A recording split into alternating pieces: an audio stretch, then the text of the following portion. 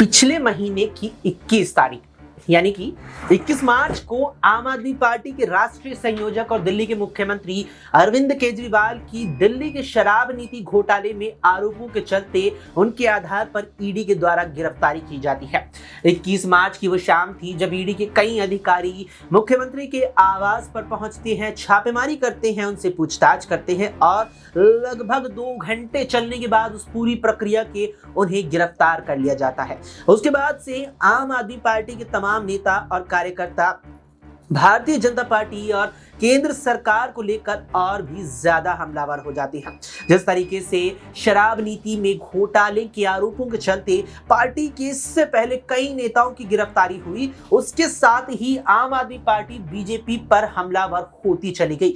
सबसे पहले अगर बड़े चेहरों में बात करें तो दिल्ली सरकार के पूर्व स्वास्थ्य मंत्री सत्येंद्र जैन की इस मामले में गिरफ्तारी हुई। इसके बाद बीते साल की 26 फरवरी को मनीष सिसोदिया दिल्ली के पूर्व उप मुख्यमंत्री की गिरफ्तारी सीबीआई के द्वारा हुई और फिर उनकी जो न्यायिक हिरासत थी उसे ईडी को स्थानांतरित कर दिया गया। इसके बाद तारीख आई बीते साल की ही 4 अक्टूबर जब पार्टी के दिग्गज नेता और राज्यसभा सांसद संजय सिंह को भी गिरफ्तार कर लिया जाता है। एक के बाद एक करके आम आदमी पार्टी के तमाम नेताओं, कार्यकर्ता और बड़े बड़े चेहरों की गिरफ्तारी होती है और आम आदमी पार्टी और भी ज्यादा यहाँ अपना कड़ा रुख अख्तियार कर लेती है बीजेपी को लेकर के। इस बीच 30 अक्टूबर तारीख आती है जब ईडी अरविंद केजरीवाल को समन जारी करती है और 2 नवंबर को उन्हें पूछताछ के लिए बुलाती है, लेकिन मुख्यमंत्री समन पर पेश नहीं होते। जिसके बाद सवाल उठता है कि क्या अब मुख्यमंत्री अगले समन पर पेश होंगे या अगले पर भी पेश ना हुए तो क्या तीसरे पर तो पेश हो ही जाएंगे या उसे भी दरकिनार करेंगे।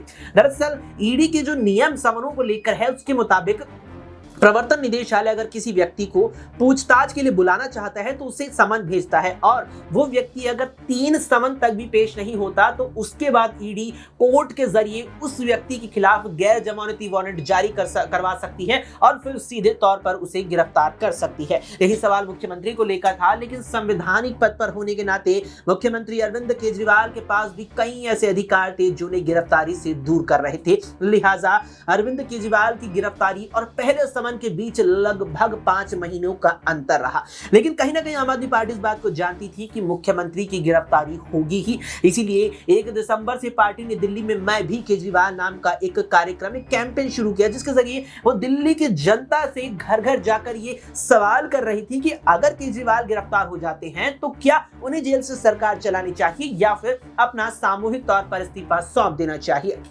लिहाजा तारीख आती है 21 मार्च, मुख्यमंत्री की गिरफ्तारी हो जाती है। अब मुख्यमंत्री अरविंद केजरीवाल की गिरफ्तारी को आज यानी कि 20 अप्रैल तक 30 दिन हो चुके हैं। इस बीच काफी चीजें देखने को मिली। यहाँ एक राहत की खबर 2 अप्रैल को आई जब पार्टी के दिग्गज नेता और राज्यसभा सांसद संजय सिंह को सर्वोच्च न्यायालय जमानत दे देता है। उस जमानत में भी कहीं ना कहीं ईडी बड़ी भूमिका अदा करती है, क्योंकि जिस तरीके से ईडी की ओर से पेश हुए वकील सॉलिसिटर जनरल तुषार मेहता से प्रवर्तन निदेशालय को लेकर सर्वोच्च न्यायालय सवाल करता है कि अगर हम संजय सिंह को जमानत दे देते हैं तो इससे कहीं आपको कोई आपत्ति तो नहीं। तो इस पर मुख्यमंत्री को लेकर ईडी की तरफ से पेश हुए सॉलिसिटर जनरल तुषार मेहता कहते हैं कि अब हमें मुख्यमंत्री की जमानत से कोई भी आपत्ति नहीं है। लिहाजा सर्वोच्च न्यायालय संजय सिंह को भी जमानत दे देता है और 2 अप्रैल वो तारीख बनती है जब संजय सिंह रिहा हो जाते हैं। लेकिन अब अरविंद केजरीवाल को लेकर आम आदमी पार्टी काफी आक्रामक होती नजर आ रही है और दावा किया जा रहा है कि जेल के अंदर मुख्यमंत्री की तबीयत बिगड़ रही है और वो शुगर के मरीज है।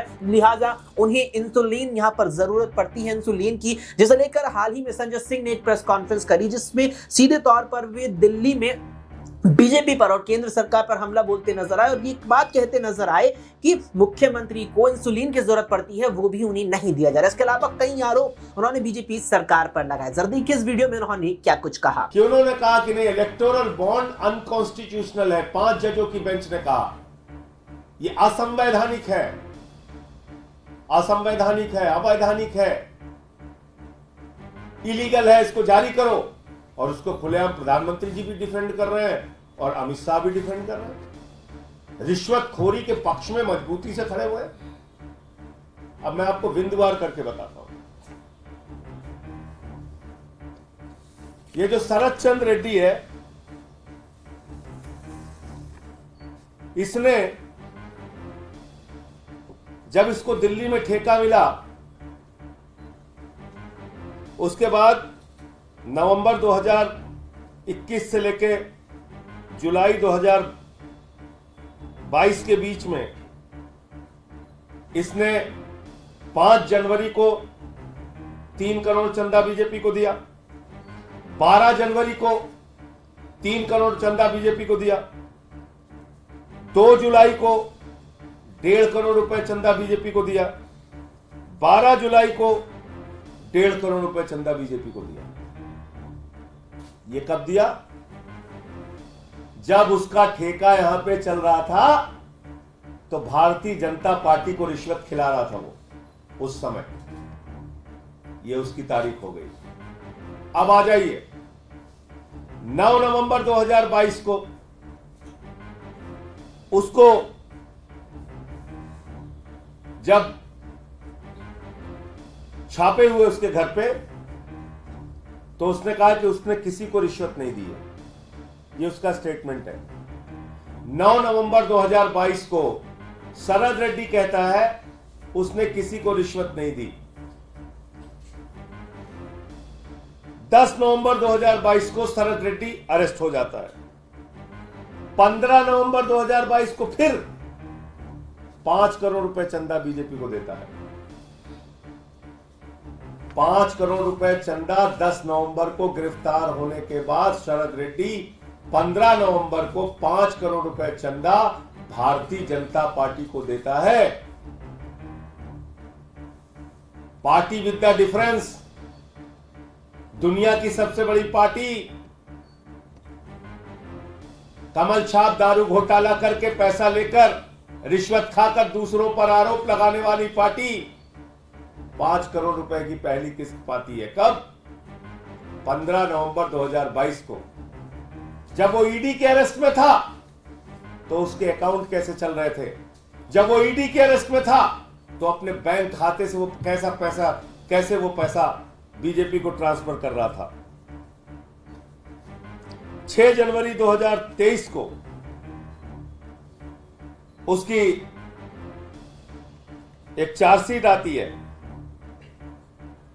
जिसमें ईडी कहती है कि शराब घोटाले का किंग पिन है।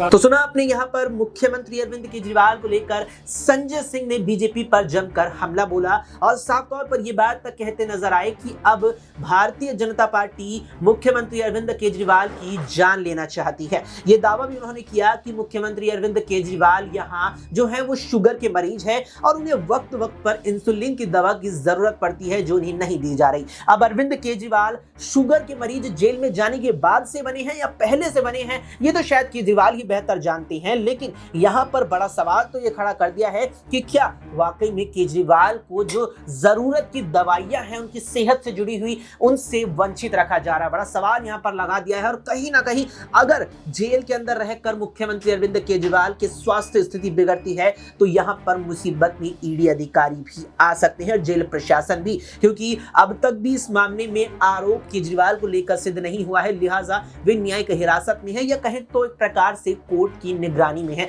और कोर्ट की निगरानी में होने के बाद अगर यहां व्यक्ति को कुछ होता है तो सीधे तौर पर गाज यहां संबंधित जांच अधिकारियों पर गिर सकती है। देखना होगा कि क्या कुछ यहां पर होता है और क्या आपको लगता है उक्त मामले में केजरीवाल गुनहगार हैं या बेगुनाह। क्या राय है कमेंट बॉक्स में कमेंट करके जरूर बताएं। फिलहाल के लिए इस पेशकश में इतना ही। देखते रहें SPN 9 न्यूज।